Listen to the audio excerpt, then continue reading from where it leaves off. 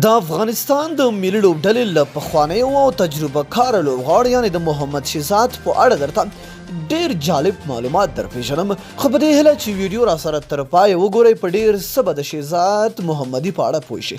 ګرانو زړه ته رانږدې مینهوالو، السلام علیکم. د افغانستان د ملي لوبډلې له پخوانیو او تجربه کاره لوبغاړو څخه یو محمد شهزاد دی.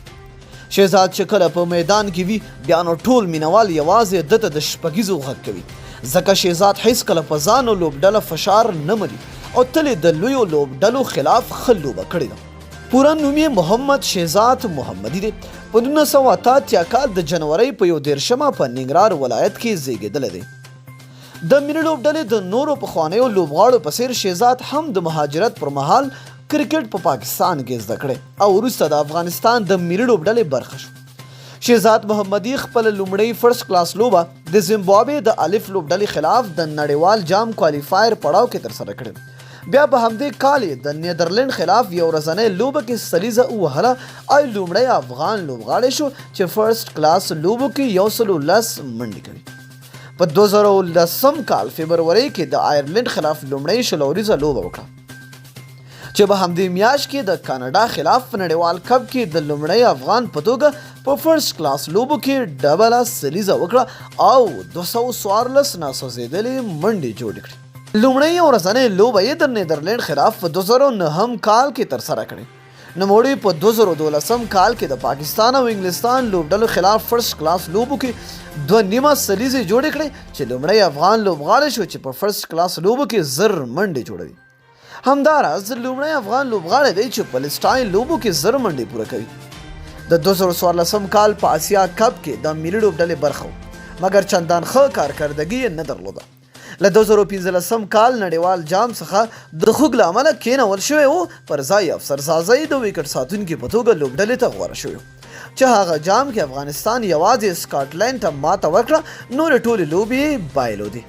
په 2014 کال نړیوال شلوریز جام کې د لوبډلې له مهمو لوبغاړو څخه و چې یوه لوبه کې په خپلو سترو شاټونو د سویلي افریقا له توپ اچوونکو لار ورکه کړې وه چې همغه لوبه کې په 18 توپونو 44 چټکې منډې جوړې کړې.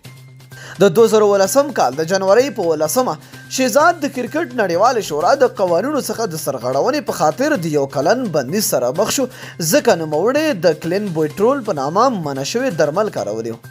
شهزاد محمدي همداراز د 2013 کال کې نړیوال 540 جام ته د لار موندنې په لوبو کې چې په زیمبابوې کې ترسره کېده هم د افغانستان د لوبډلې برخه و. که څه هم نوموړي د زیمبابوې سره لوبه کې د آوټ کېدو وروسته د کرکټ نړیواله شورا د قوانینو خلاف مرورتیا ښودلې وه چې د 2 لوبو بندیز سره مخ شو، مګر په پیل لوبه کې د ویسټ انډیز خلاف 40 منډې وکړې او همغه جام هم افغانستان وکړ. په 2013 کال آسیا جام کې هم شهزاد د لوبډلې خورا مهم غړی و. نوموړي یوه لوبه کې د هند خلاف سلیزه ووهله او 140 منډې جوړې کړې چې هند ته هدف 252 ورکول شو او بیا افغان توپ اچوونکو هم ښه توپ اچونه وکړه چې هند د ټولو لوبغاړو په سوځېدو 151 منډې جوړې کړې او لوبه مساوي اعلان شو.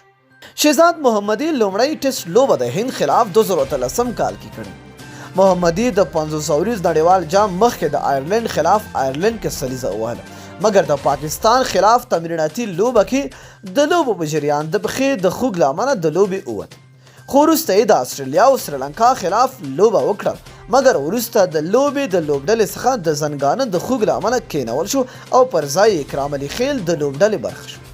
خو د جام وروسته د اګست پر 10 د کرکټ بورډ له لوري یو ځل بیا له 1 کلن بندیز سره مخ شو، ځکه نوموړی د بورډ له اجازې پرته پاکستان هیواد ته تللی و او هلته د یو کلب سره تمرینات کول. نوموړي ته څو ځله بورډ اخطارونه هم ورکړي، خو نوموړي د بورډ خبره نه و منلې او هلته تللی و او تمرینات یې کول. د نوموړي 1 کلن بندیز د روان کال د اګست پر 10 پای ته رسیږي او د کرکټ د رئیس په وینا چې په یو ټیسټ کې تر کامیابېدو وروسته به ملي لوبډلې ته راځي. دغه ویکټ ساتونکي توپ وهونکي د افغانستان لپاره 2 ټیسټ لوبې کړي، 9 منډې جوړې کړي، همداراز یې 15 یو ورځنۍ لوبې کړي چې 2230 منډې جوړې کړي دي چې 6 سلیزې او 14 پنځوسیزې پکې شاملې دي. همداراز محمدي 4 شلوریزه لوبې کړي، پکې 1860 منډې جوړې کړي چې 1 سلیزه او 11 پنځوسیزې پکې جوړې کړي دي.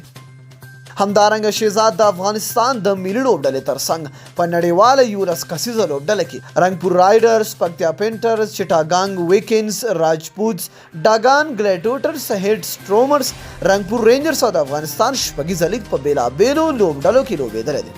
شهزاد نن 32 کلن شو. نو دوستانو تاسو د شهزاد په اړه څومره پوهیږئ؟ لاندې په کمنټ کې موږ سره خپل نظر شریک کړئ. تر بیا بلې ویډیو د الله په امان په دعاګانو کې مې یاد ساتئ.